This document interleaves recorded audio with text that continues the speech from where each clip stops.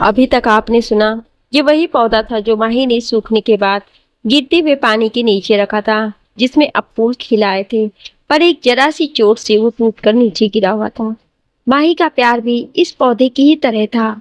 अब ये पौधा वक्त के साथ खिलेगा या यूं ही समाज के रिवाजों से रोंधा हुआ जमीन पर गिरा फूल धूल चाटेगा, ये तो आने वाला वक्त ही बता सकता है। अब आगे।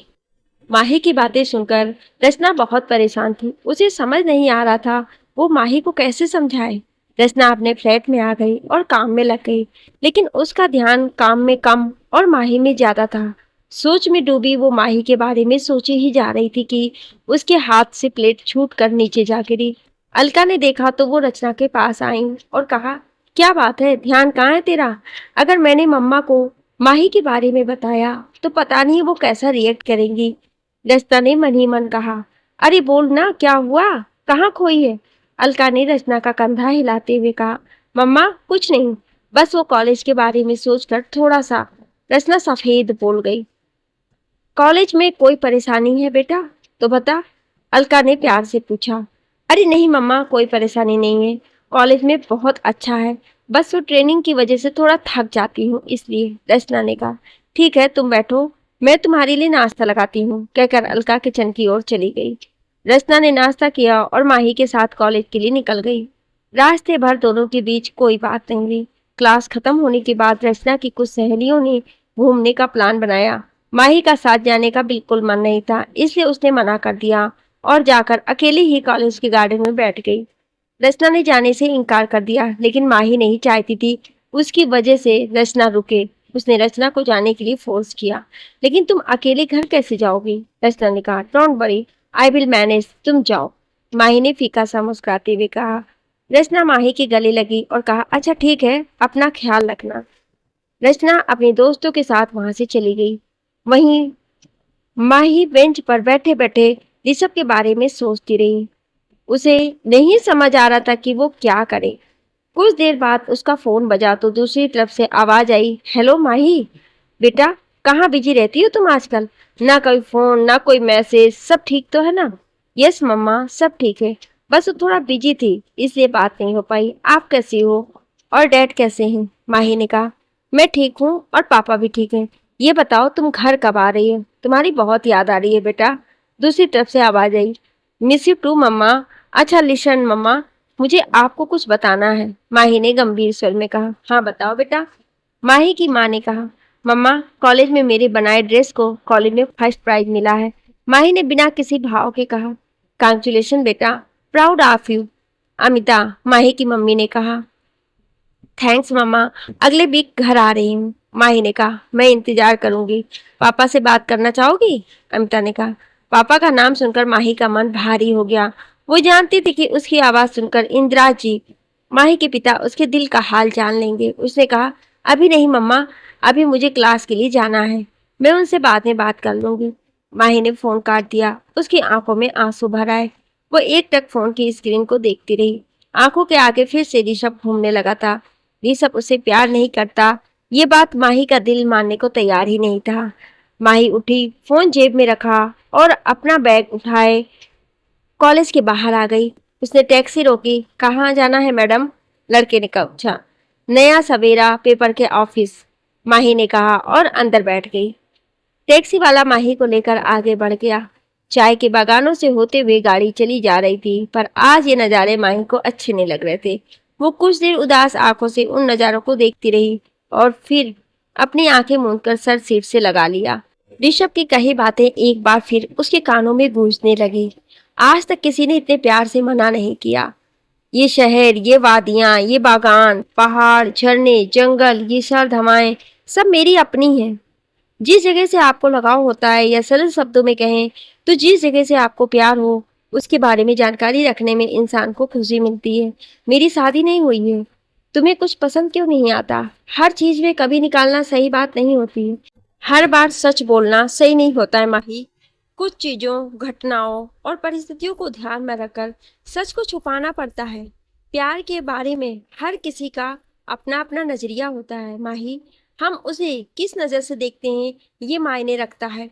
नहीं, वो ऐसे नहीं है, वो ऐसे है। ना उम्र की सीमा हो, ना जन्म का हो बंधन। जब प्यार करे कोई तो देखे केवल मन।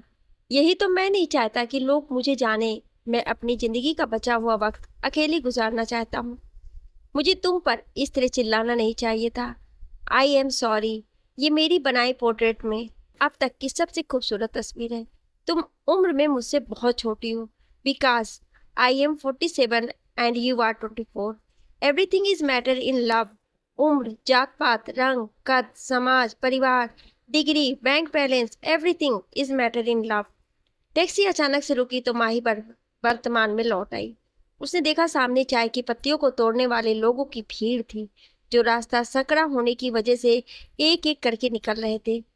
माही उन्हें देखने लगी। उनका पहनावा काफी अलग था। सर से रस्सी टिकाकर पीठ पर बड़ा सा लकड़ी का टोकरा उठाए सभी अपनी मस्ती में चले जा रहे थे। माही ने देखा सभी के चेहरों पर प्यारी सी मुस्कुराहट थी। उन्हें देखकर माही का चेहरा खिल उठा। वो भी मुस्कुराने लगी। उनके जाने के बाद टैक्सी आगे बढ़ गई। कुछ देर ही टैक्सी ऑफिस के सामने पहुंची। माही ने किराया दिया और ऑफिस के मेन गेट पर आई। टैक्सी वाला वापस जाने लगा। माही ने गार्ड से कहा, मुझे ऋषभ से मिलना है।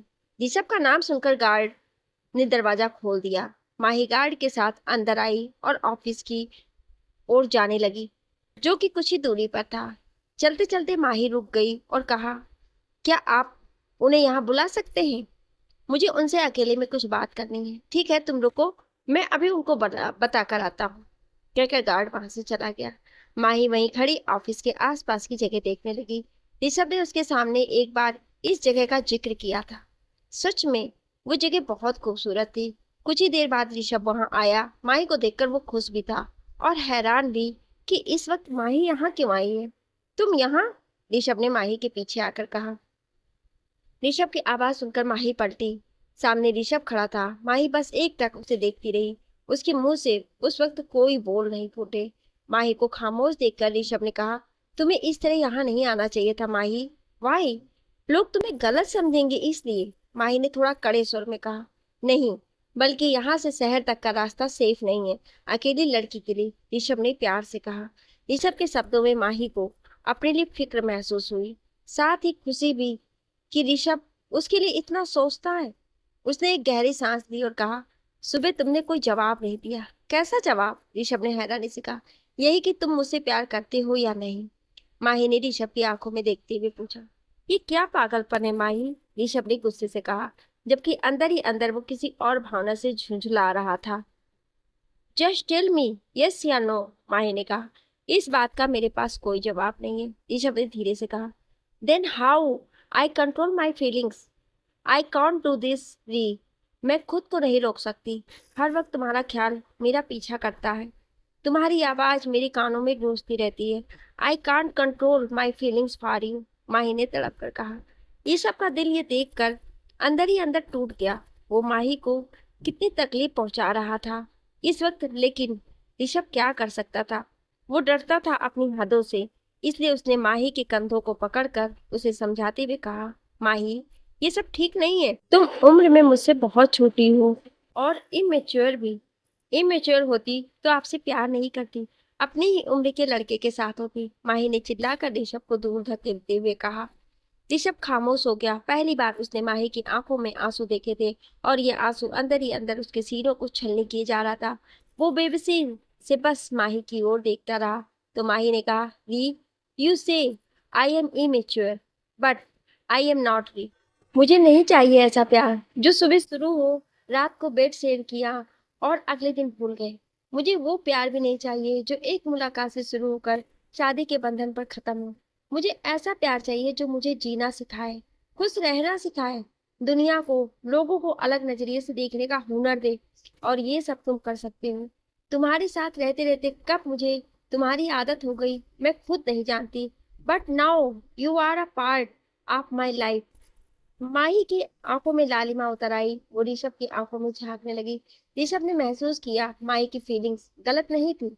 वो भी तो इस वक्त माही को लेकर यही सब महसूस कर रहा था। उसने माही को समझाने की एक आखिरी कोशिश की और कहा, इट्स नॉट लव माही। तुम उम्र में मुझसे बड़े हो, इसका मतलब ये नहीं कि मैं तुम्हारी हर बात मानूंगी, माही ने गुस्से से कहा।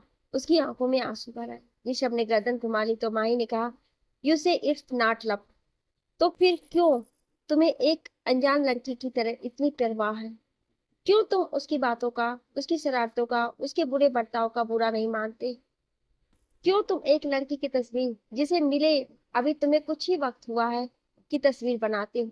क्यों उस लड़की के लिए आधी रात को खाना बनाते हो, वो भी उसकी पसंद का? जो बातें, जो फीलिंग्स तुमने कभी किसी को शेयर नहीं की, वो मुझसे क्यों करते हो? Because you love me, you got damn it. Rishabh Mahi की ओर पीठ किए हुए खड़ा था, जिससे माही उसकी आंखों में आई नमी नहीं देख पाई। चलो, तुम्हें घर छोड़ देता हूँ, ऋषभ ने अपनी आंखों की नमी छुपाते हुए कहा। क्या तुम्हें बिल्कुल फर्क नहीं पड़ता? माही ने तड़प कर कहा। हाँ, नहीं पड़ता मुझे फर्क। अकेला रहना चाहता हूँ मैं। नहीं चाहता कोई मेरी जिंदगी में आए। खुश हूं मैं अपने अकेलेपन से। Now you please stop it और चलो मेरे साथ। ऋषभ ने पलट कर गुस्से से कहा। एक पल के लिए माही डर गई। उसने पहली बार ऋषभ का ये रूप देखा था। इसके बाद वो कुछ बोल नहीं पाई, बस खामोशी से ऋषभ के पीछे चल पड़ी। ऋषभ ने अपनी जीप निकाली और माही को अपार्टमेंट छोड़कर उस वापस ऑफिस आने के लिए निकल गया। रास्ते पर वो बस माही के बारे में सोचता रहा और फिर उसने गाड़ी को यू टर्न लिया और रोडा बेटा आ गया। गाड़ी रोककर वो ऊपर आया और रेलिंग के पास खड़ा होकर उस गहरी खाई को देखने लगा। उसकी आंखों से आंसू झरझर बहने लगे। आज से पहले खुद को इतना बेबस और लाचार महसूस नहीं किया था उसने खुद को।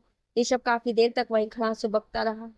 अपनी और माही की भावनाओं को वो अच्छे से समझता था, लेकिन वो अपनी हदों से बाहर निकलना नहीं चाहता था। उसे अपनी फिक्र नहीं थी, लेकिन माही के लिए वो कोई परेशानी खड़ा नहीं करना चाहता था। शाम होने लगी, लेकिन ऋषभ को कोई होश नहीं था। वो बस उदास सा वहीं बैठा रहा। सुजैन का फोन आया तो उसे अपनी वर्तमान स्थिति का एहसास हुआ। ऋषभ उठा और ऑफिस चलाया।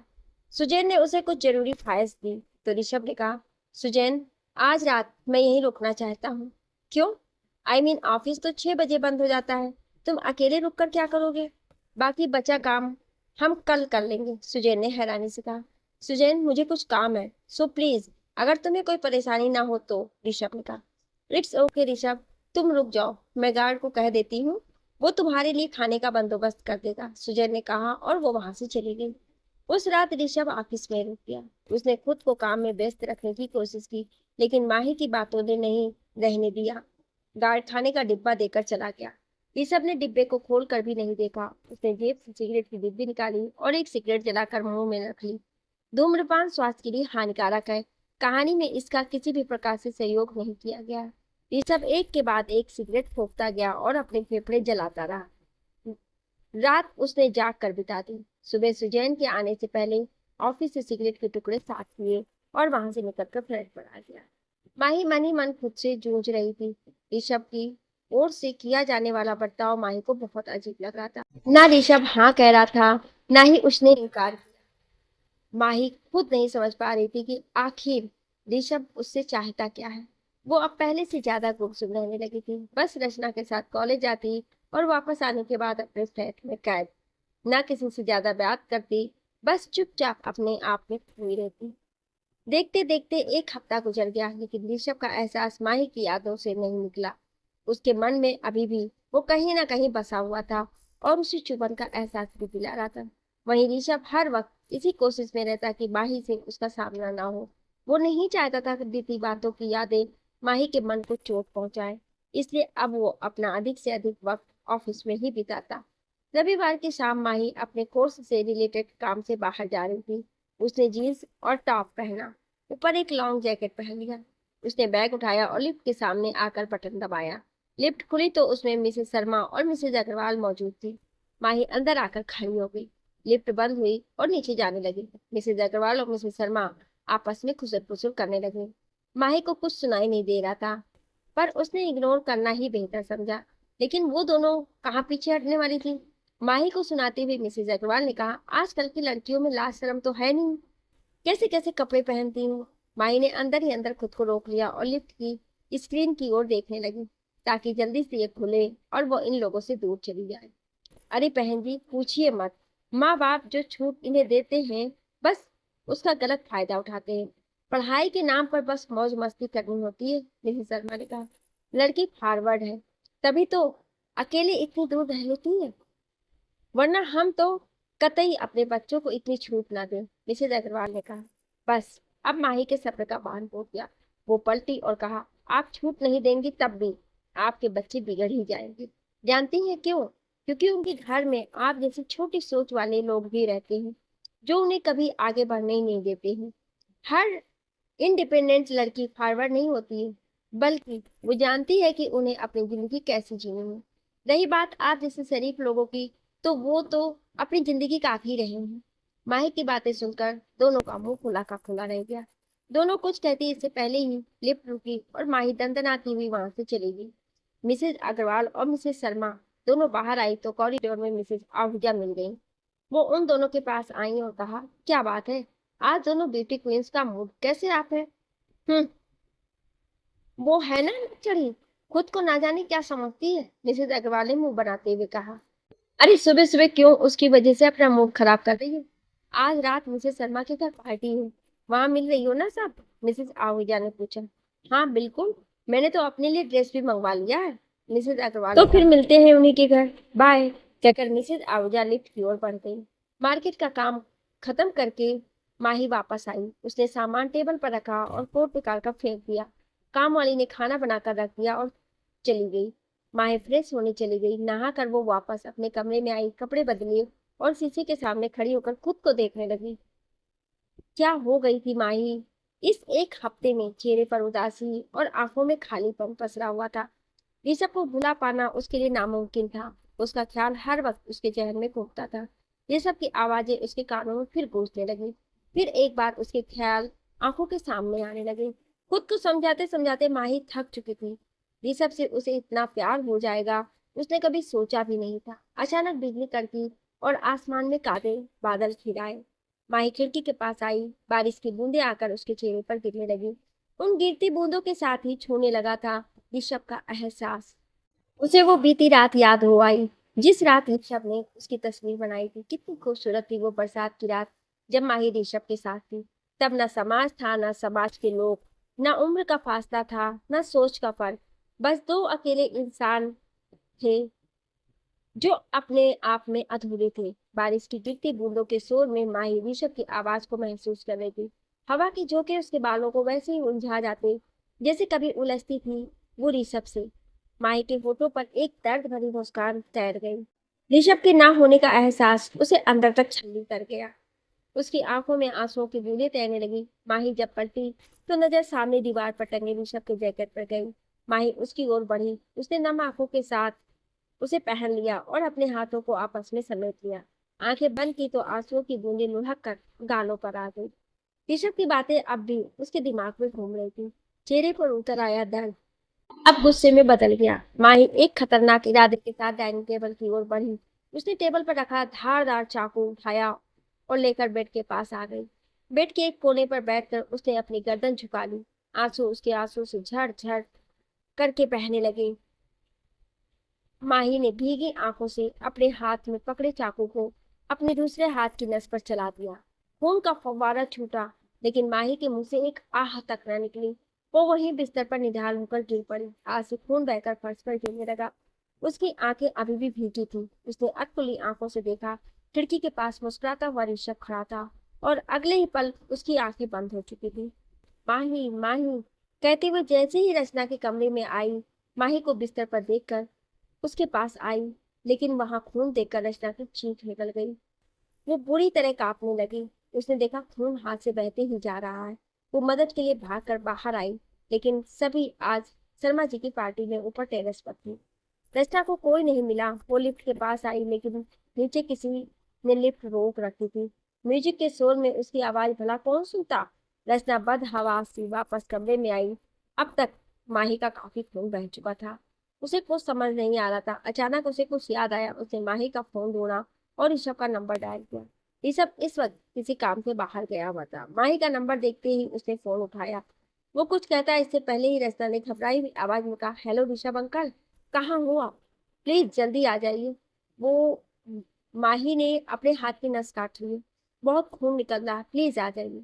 ऋषभ ने जैसे ही सुना उसके हाथ से फोन नीचे जा गिरा और स्पीकर ऑन हो गया, जिसमें से रचना की आवाज आ रही थी, हेलो हेलो अंकल, आप सुन रहे हैं ना? हेलो अंकल, आप जवाब क्यों नहीं दे रहे हैं? हेलो। ऋषभ ने फोन को वहीं छोड़ा। वो तेजी से अपार्टमेंट की ओर दौड़ पड़ा।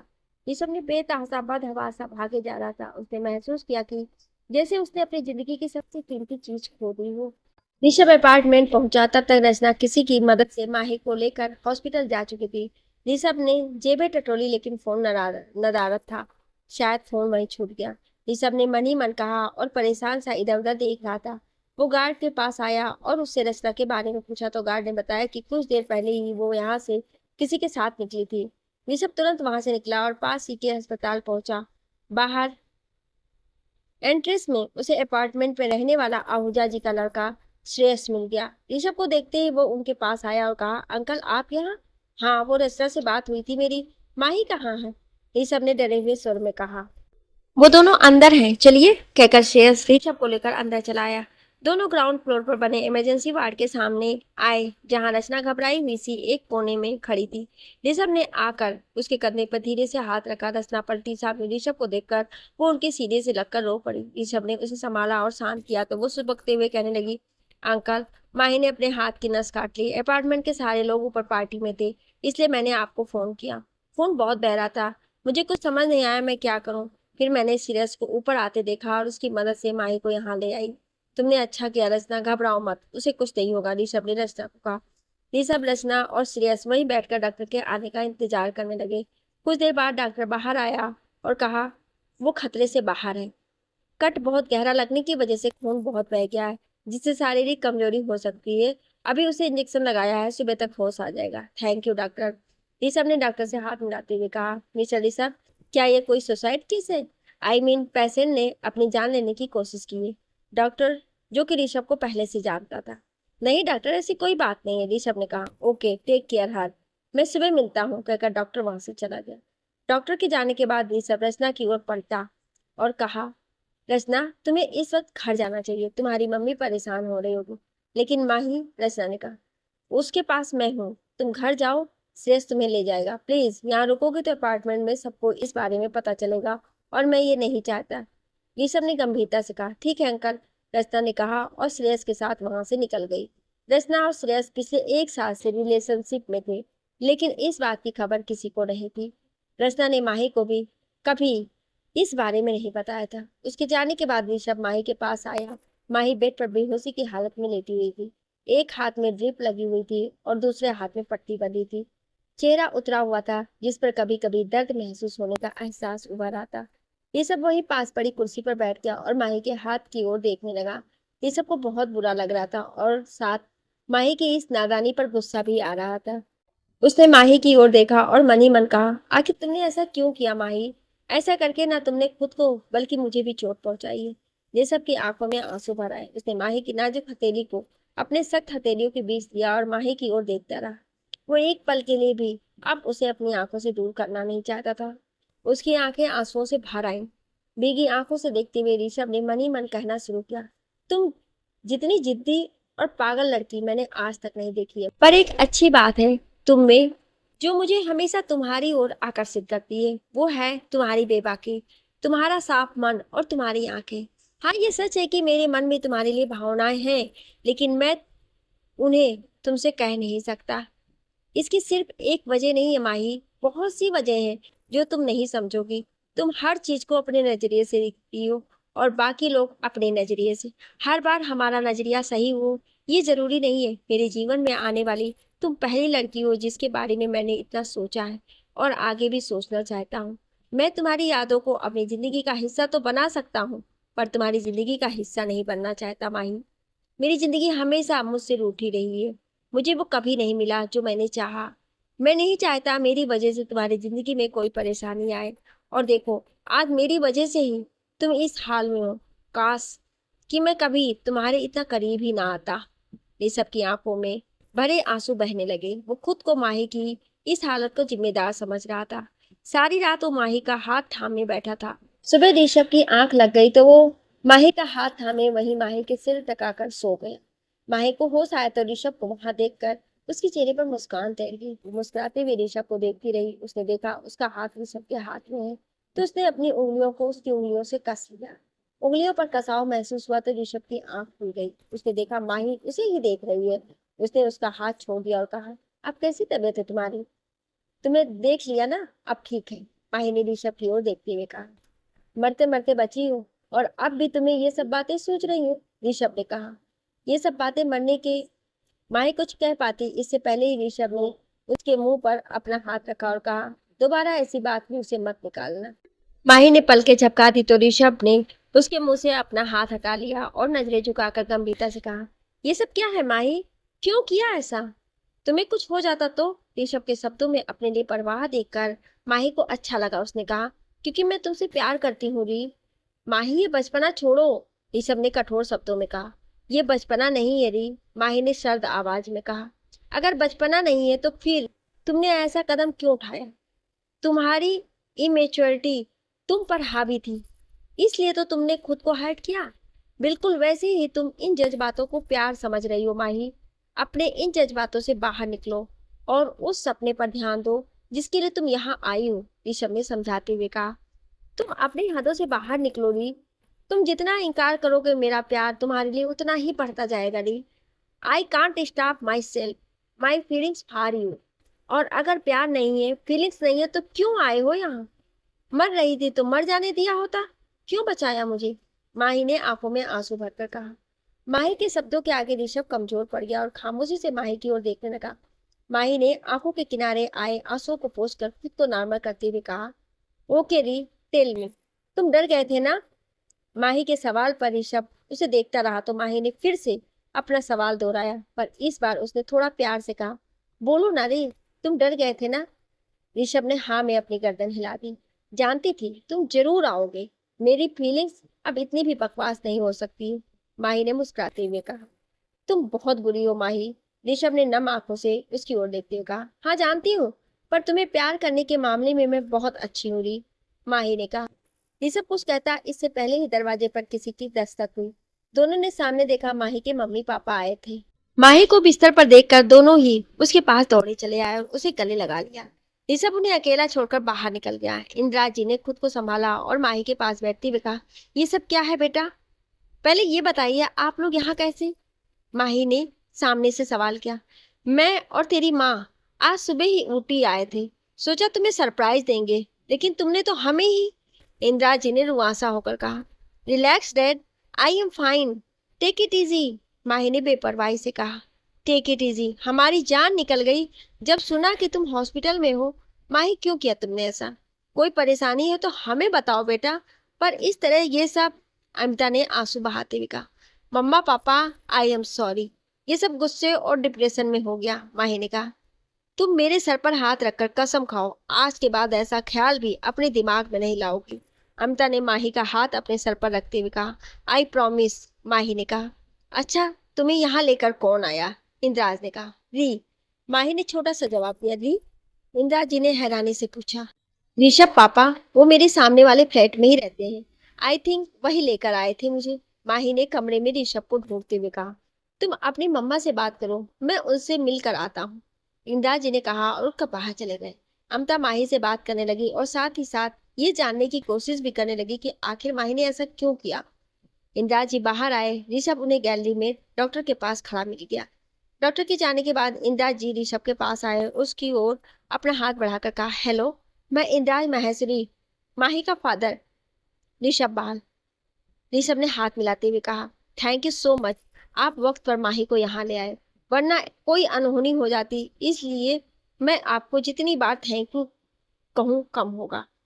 माही में थोड़ा बचपना है जिसकी वजह से उसने ऐसा कदम उठाया, इंदिरा जी ने बेबसी से कहा। थैंक यू बोलकर शर्मिंदा मत कीजिए, मैं जिस अपार्टमेंट में रहता हूँ माही भी वहीं रहती है, वो बहुत अच्छी लड़की है और बहादुर भी, बस थोड़ा परेशान होकर उसने ऐसा कदम उठा लिया। उम्मीद है कि आपका साथ और प्यार उसे ये सब भूलने में मदद करेगा, ऋषभ ने कहा। आपसे मिलकर अच्छा लगा।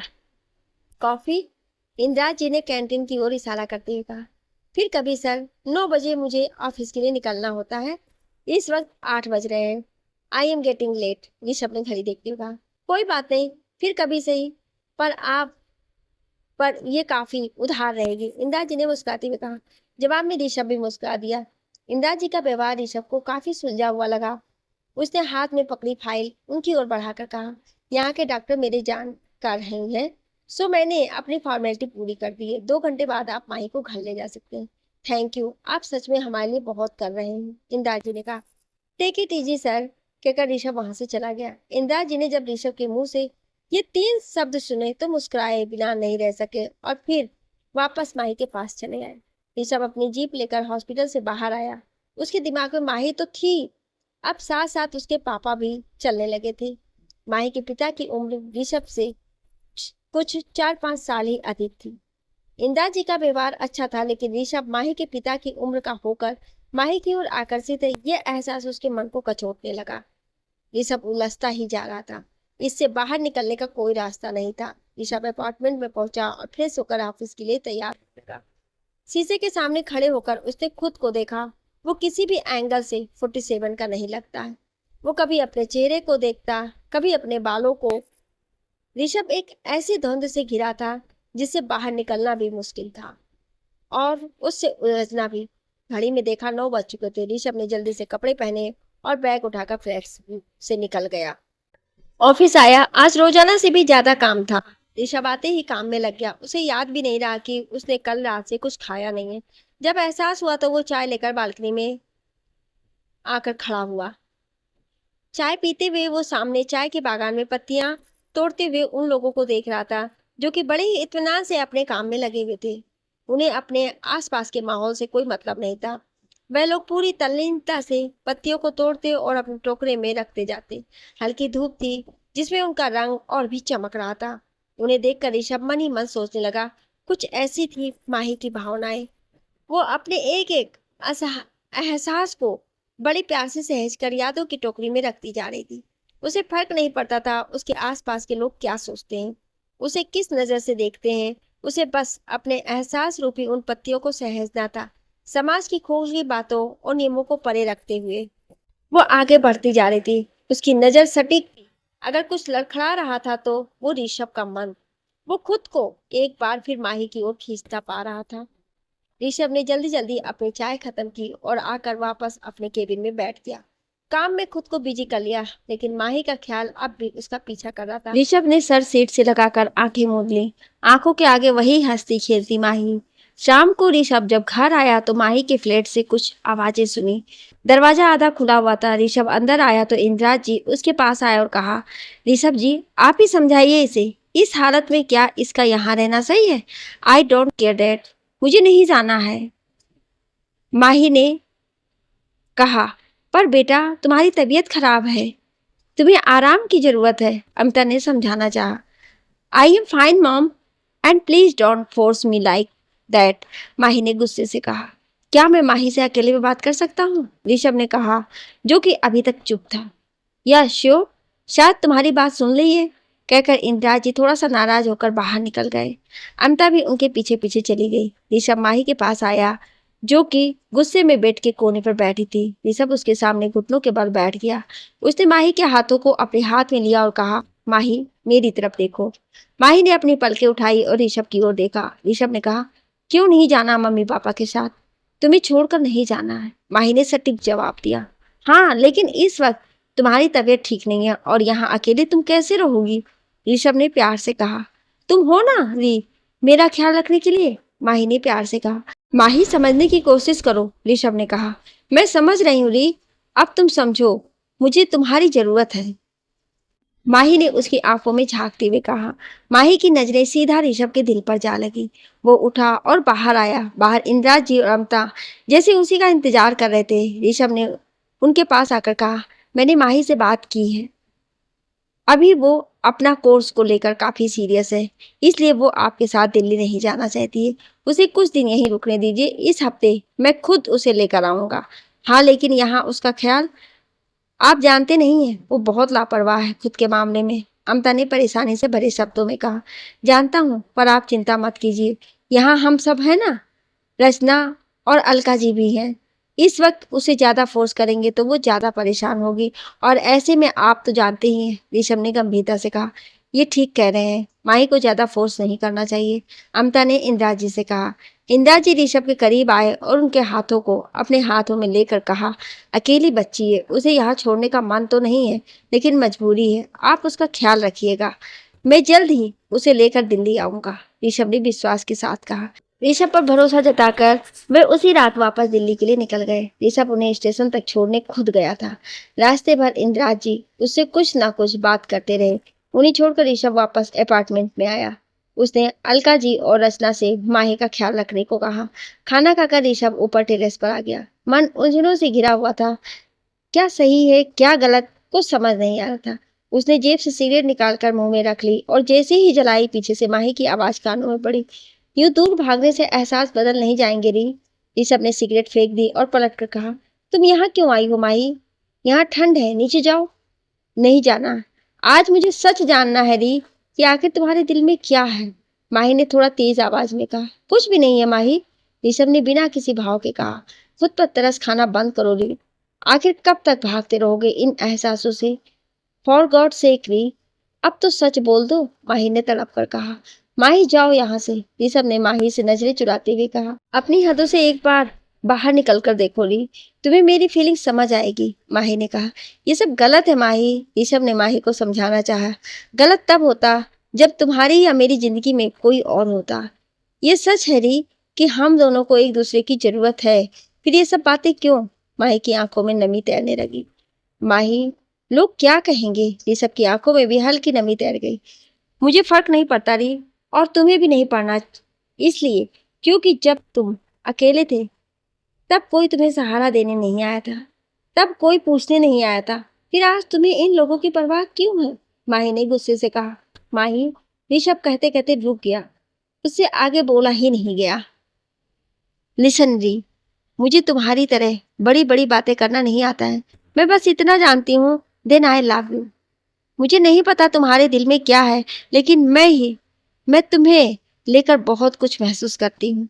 ये सिर्फ अट्रैक्शन नहीं है री, अगर होता तो शायद तुमसे कभी ना होता। लड़कों की कमी नहीं है, पर मुझे कोई ऐसा चाहिए अपनी जिंदगी में जो मुझे समझ सके, और वो तुम हो। तुम हाँ कहोगे तो मैं जिंदगी खुशी खुशी तुम्हारे नाम कर दूंगी, और ना कहोगे तो हमेशा हमेशा के लिए चली जाऊंगी। पर यह एहसास कभी कम नहीं होगा री। नहीं भूल पा रही हूँ तुम्हें। हर वक्त तुम मेरे दिमाग में घूमते हो, तुम्हारी आवाज मेरे कानों में गूंजती है। हर वक्त तुम्हारी छुअन का एहसास मैं महसूस करती हूँ। जब ये सब फीलिंग बर्दाश्त नहीं हुई तो खुद को खत्म करने का सोचा, लेकिन तुमने मुझे बचा लिया। अब तुम्हें बताओ री, क्या करूं मैं? ऐसे तो नहीं जी पाऊंगी ना मैं तुम्हें नहीं भूल सकती, और ना ही तुम्हारा एहसास मुझे तुम्हें कभी भूलने देगा। कहते हुए माही रो पड़ी। ऋषभ की आंखों में भी नमी उतर आई। उसने कहा, एक बार फिर सोच लो माही, मेरा प्यार तुम्हारे लिए जिंदगी भर का सबक बन जाएगा। मंजूर है, माही ने भीगी पलकें उठाते हुए कहा। लोगों के बीच मजाक बनकर रह जाओगी तुम, ऋषभ ने फिर कहा। मंजूर है, माही ने कहा। लोग ताने मारेंगे, गालियां देंगे, सुन सकोगी? ऋषभ ने कहा। मंजूर है, माही ने कहा। ये समाज कभी नहीं अपनाएगा, ऋषभ ने कहा। मुझे अपना समाज तुम में दिखता है, तुमने अपना लिया तो किसी और की जरूरत नहीं है री, माही ने विश्वास से भरकर कहा। साथ दे पाओगी मेरा? ऋषभ ने कहा। आजमा कर देख लो, माही ने कहा। ऋषभ मुस्कुराया और अपने दोनों हाथ फैला दिए। माही की आंखों में आंसू भर आए। वो दौड़कर ऋषभ के सीने से लग गई। ऋषभ ने भी उसे अपने आलिंगन में समेट लिया।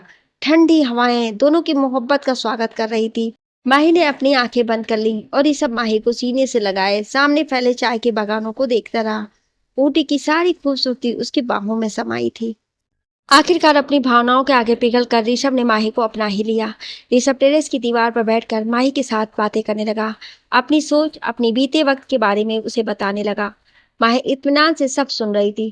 ठंड बढ़ने लगी तो ऋषभ ने माही को नीचे चलने को कहा। थोड़ी देर और रुकते हैं ना री, माही ने सर्द आवाज में ऋषभ का हाथ थामते हुए कहा। माही के नाजुक हाथों की गर्माहट अपने ठंडे हाथों पर महसूस की। वो एहसास बहुत खूबसूरत था। ऋषभ माही का हाथ थामे वहीं बैठा रहा। माही ने अपना सर ऋषभ के कंधे पर टिका दिया और कहा, Ri, are you happy? I mean तुमने तरस खाकर तो हाँ नहीं की है ना? माही, मैं किसी पर तरस खाकर कोई काम नहीं करता। तुमने कहा था ना, अपनी हदों से बाहर निकलो, बस वही कर रहा हूँ। तुमसे मिलने के बाद जिंदगी को एक अलग अलग नजरिए से देखने लगा हूं मैं, ऋषभ ने कहा। अपनी शर्तों पर जी जाए वही जिंदगी है, वरना कट तो रही ही है, माही ने कहा। बड़ी सुलझी हुई बातें करने लगी हो माही, ऋषभ ने माही की ओर देखकर कहा। तुमसे ही सीखी है, माही ने उसकी आंखों में झांकते हुए कहा। ऋषभ एक पल के लिए उन नीली आंखों में डूब सा गया। कुछ देर बाद दोनों नीचे चले आए। सीढ़ियों से उतरते हुए माही की नजर सामने कॉरिडोर में खड़ी मिसेस शर्मा और अग्रवाल पर पड़ी, जो उसे ही देख रही थी। माही ने जानबूझकर उन दोनों के सामने ऋषभ का हाथ थाम लिया। ऋषभ को इससे कोई खास फर्क नहीं पड़ा, ना ही उसने उन दोनों को देखा। वो बस साइड में देखते हुए वहां से निकल गया। माही अपने फ्लैट में चली गई, ऋषभ अपने फ्लैट में चला गया। देखा कैसे बेशर्मी से दोनों एक दूसरे का हाथ थाम कर चले जा रहे थे, मिसेस शर्मा ने कहा।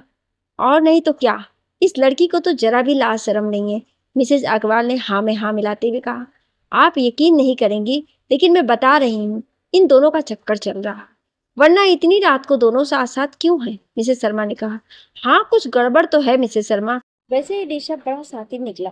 इतने सालों में इसने अपार्टमेंट की किसी भी औरत को घास तक नहीं डाली, लेकिन इसे फंसा लिया, मिसेस अग्रवाल ने जल भूनते हुए कहा।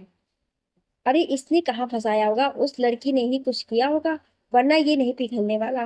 कितनी बार तो मैंने डिनर पर आने को कहा, लेकिन मजाल है बंदा हाँ कह दे। मिसेस शर्मा ने कहा। अरे छोड़ो हमें क्या, चलिए चलते हैं, मिसेस अग्रवाल ने कहा। हाँ हमारी किस्मत कौन सा ऋषभ है, वही मिस्टर शर्मा और मिस्टर अग्रवाल है, मिसेस शर्मा ने बेशर्मी से कहा। तो मिसेस अग्रवाल हंसने लगे और वहां से चली गई। सुबह ये खबर अपार्टमेंट में आग की तरह फैल गई कि माही और ऋषभ साथ साथ एक दूसरे का हाथ पकड़कर घूम रहे थे। क्योंकि बातें मिसेस शर्मा और मिसेस अग्रवाल ने फैलाई थी, इसलिए उन्होंने इस बात को बढ़ा चढ़ाकर सबके सामने रखा। अब सबकी जुबान पर दो ही नाम थे, ऋषभ और माही। मिस्टर शर्मा, आहूजा और अग्रवाल ने जब ये सुना तो उनके सीने पर सांप लौट गए। ऋषभ के खाते में इतनी खूबसूरत लड़की जो आ चुकी थी। इन सब बातों से बेखबर ऋषभ तैयार होकर ऑफिस के लिए निकला तो नीचे शर्मा जी और आहूजा मिल गए। ऋषभ को देखते ही दोनों उसके पास आया और शर्मा जी ने कहा, क्या बात है बहाल साहब, बड़ी सही लड़की फंसाई है, ये क्या बदतमीजी है।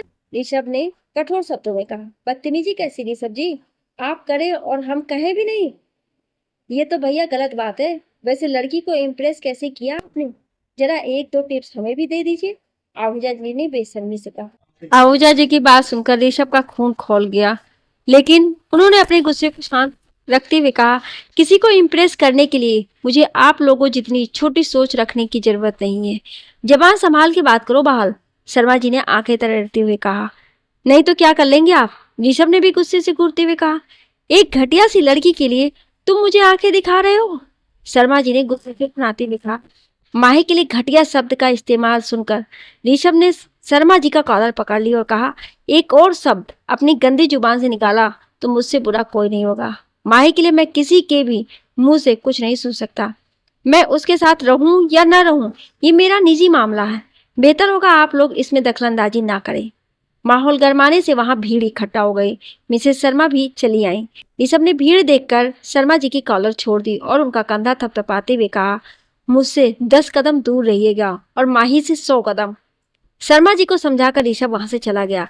शर्मा जी खिसियाए से वहां खड़े रहे। ऋषभ के जाते ही आहूजा जी ने कहा, लड़की मिल गई ना तो बहुत हवा में उड़ रहा है ये, सब्र रखो जल्द ही पंख काट दिए जाएंगे।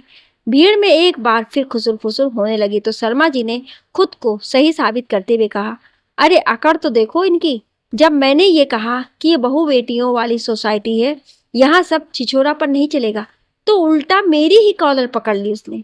कहने सुनने का तो अब जमाना ही नहीं रहा। अरे शर्मा जी, आप क्यों उनके मुंह लग रहे हैं, हम सीधा मैनेजर से शिकायत करते हैं कि यहाँ ये सब नहीं चलेगा, अग्रवाल ने कहा। कुछ देर तक यूं ही ऋषभ और माही को लेकर बातें होती रही और फिर सभी अपने अपने कामों में लग गए। उसी भीड़ में शामिल थे श्रेयस और रचना। श्रेयस ने रचना से ऊपर टेरेस पर आने का इशारा किया। टेरेस पर यहाँ वहां घूमते हुए श्रेयस रचना का इंतजार कर रहा था। जैसे ही रचना आई वो उसे लेकर साइड में आया और तभी आवाज में कहा, ये सब क्या हो रहा है रचना, ऋषभ अंकल और माही रिलेशनशिप में है। श्रेयस, माही लव्स हिम, रचना ने कहा। व्हाट? रचना, ऋषभ अंकल उससे कितने बड़े हैं यार, वो ऐसी बेवकूफी क्यों कर रही है, श्रेयस ने परेशानी भरे भाव से कहा। मैंने उसे बहुत समझाया श्रेयस, पर वो सुनने को तैयार ही नहीं है, रचना ने बेबसी से कहा। यार वो लड़की सच में पागल है, तुमने देखा ना नीचे लोग कैसी कैसी बातें कर रहे हैं उनके लिए, ऐसे तो सोसाइटी वाले जीने ही नहीं देंगे उन्हें, श्रेयस ने कहा। तो क्या वो लोग मार देंगे हमें, कुछ ही दूर खड़ी माही ने कहा। माही को वहां देखकर रचना और श्रेयस चौंक गए। रचना ने माही को श्रेयस के बारे में नहीं बताया था, इसलिए वो घबरा रही थी। उसकी घबराहट देखकर माही ने उसके पास आकर कहा, रिलैक्स रचना, मुझे तुम्हारे और इसके बारे में सब पता है, पहले दिन से ही। श्रेयस और रचना ने हैरानी से माही को देखा तो माही ने कहा, अब इतनी भी बेवकूफ नहीं हूँ जितना तुम लोग मुझे समझते हो। सो क्या कह रहे थे तुम? श्रेयस सोसाइटी वाले जीने नहीं देंगे? लेकिन क्यों? हमने कोई चोरी की है, झूठ बोला है, किसी का मर्डर किया है? नहीं ना, तो फिर सोसाइटी को क्या प्रॉब्लम है? माहिर, ऋषभ अंकल तुमसे बड़े हैं, ऋषभ ने हिचकिचाते हुए कहा। सो व्हाट, प्यार पर क्या एज का लेबल लगा है या फिर वार्निंग की? अपने से बड़ी उम्र के शख्स से प्यार करना गलत है। किसने बनाया है ये नियम? माही ने शांत लहजे में कहा। ऐसा कोई नियम नहीं बना है, लेकिन लोग खेलेंगे तो हंसेंगे तुम दोनों पर, श्रेयस ने कहा। ओ रियली, तब तो बहुत मजा आएगा, माही ने मजाक उड़ाते हुए कहा। तुम कभी सीरियस नहीं होती हो क्या माही? रचना ने झल्ला कर कहा। रचना, सीरियस हो तभी तो री से प्यार किया। I don't care about this fucking society. मैं बस इतना जानती हूँ कि मैं री से प्यार करती हूँ एंड वो भी मुझसे प्यार करता है, दैट्स इट, माही ने थोड़ा तेज आवाज में कहा। लेकिन इससे चीजें और कॉम्प्लिकेटेड हो जाएंगी माही। क्या तुम्हारी फैमिली, ऋषभ अंकल की फैमिली, वो ये सब एक्सेप्ट करेगी? आई थिंक बिल्कुल नहीं करेगी, श्रेयस ने कहा। ओके जस्ट टेल मी, तुम रचना से कितना प्यार करते हो? माही ने श्रेयस से कहा। व्हाट? श्रेयस ने हैरानी से कहा। या टेल कितना? माही ने अपने दोनों हाथों को आपस में बात कर कहा। I love here so much. Shreyas ने रचना की ओर देखकर कहा, तुम्हारे घर वालों को पता है इस बारे में? माही ने अगला सवाल किया। नहीं, इस बार जवाब रचना ने दिया। तुम्हारे घर में किसी को नहीं पता एंड आई नो, जिस दिन पता चला वो इसे कभी एक्सेप्ट नहीं करेंगे। ये जानते हुए भी तुम दोनों एक दूसरे से प्यार करते हो, तो फिर मैं कैसे ऋषभ को छोड़ सकती हूँ? आई डोंट केयर लोग क्या कहेंगे, मैंने लोगों की कभी परवाह नहीं की। मैं वही करती हूँ जो मुझे सही लगता है। री परफेक्ट फॉर मी, और मेरा लिया फैसला गलत नहीं है, माही ने कहा। कुछ पल के लिए श्रेयस बस उसे देखता ही रह गया। माही कुछ देर रुकी और कहने लगी, प्यार कोई खेल नहीं है जो जगह, वक्त और स्टेटस देखकर खेला जाए। इट्स जस्ट अ फीलिंग, जो कब किसके लिए आ जाए कोई नहीं जानता। तुम्हें भी तो ऐसे ही प्यार हुआ होगा ना रचना से? श्रेयस, प्यार करना गलत नहीं है, लोगों का नजरिया इसे गलत बनाता है। मेरी नजर से देखोगे तो कुछ गलत नहीं लगेगा, लेकिन सोसाइटी के लोग। श्रेयस कहते कहते रुक गया। I know about that. Society की औरतों को ये इसलिए गलत लग रहा है क्योंकि री ने कभी उनमें दिलचस्प नहीं दिखाई, और रही सोसाइटी के मर्दों की बात, तो मैंने भी उन्हें कभी भाव नहीं दिया, बस इस वजह से उनकी जली पड़ी है। और बाय द वे, जब अंगूर हाथ नहीं आते हैं ना, तो लोग उन्हें खट्टा ही बताते हैं, माही ने बेपरवाह होकर कहा। माही की बातें सुनकर श्रेयस हंसने लगा। माही ने जो कहा वो सच ही तो था। श्रेयस ने माही के सामने आकर कहा, you are too good Mahi, I like your attitude. कोई तुम्हारे साथ हो ना हो, मैं और रचना हमेशा तुम्हारे और ऋषभ अंकल के साथ हैं। माही ने सुना तो एक्साइटेड में श्रेयस को गले लगा लिया। रचना भी आकर उनके गले लग गई। ओके गाइस, अभी मुझे निकलना है एंड बेस्ट ऑफ लक माही, कहकर श्रेयस वहां से चला गया। माही खुश थी कि श्रेयस और रचना उसके साथ थे। एक हफ्ता गुजर गया। माही अब बिल्कुल ठीक हो चुकी थी। ऋषभ उसका ख्याल रखता था, उसका हर छोटे से छोटा काम वो खुद ही किया करता था। माही का साथ पाकर ऋषभ भी अपनी दर्द भरी जिंदगी और अकेलेपन को भूल चुका था। सोसाइटी में दोनों को लेकर बातें यूं ही चलती रहीं, लेकिन माही और ऋषभ को कोई खास फर्क नहीं पड़ा। माही ऋषभ के साथ ही रहती थी, लेकिन ऋषभ ने कभी अपनी हद पार नहीं की। वो हमेशा माही से एक दूरी बनाकर रहता था। वो माही की भावनाओं को ठेस पहुंचाना नहीं चाहता था। माही के साथ रहकर ऋषभ हंसने लगा था, मुस्कुराने लगा था, जिंदगी को खुलकर जीने लगा था। आज से पहले उसे जिंदगी इतनी खूबसूरत पहले कभी न लगी थी जितनी आज माही के साथ लग रही थी। एक शाम माही अपने किसी प्रोजेक्ट को बनाने में लगी हुई थी, तभी ऋषभ आया। ऋषभ को देखते ही माही उसके गले लग गई और फिर उसका हाथ पकड़कर उसे प्रोजेक्ट टेबल के पास ले आई और कहा, री सी, ये मैं तुम्हारे लिए बना रही हूँ, कैसा है? अच्छा है माही, मुझे तुमसे कुछ बात करनी है, ऋषभ ने माही से कहा। हाँ से, माही ने कहा। कल सुबह हम दिल्ली जा रहे हैं, तुम अपना सामान पैक कर लो, ऋषभ ने बिना किसी भाव से कहा।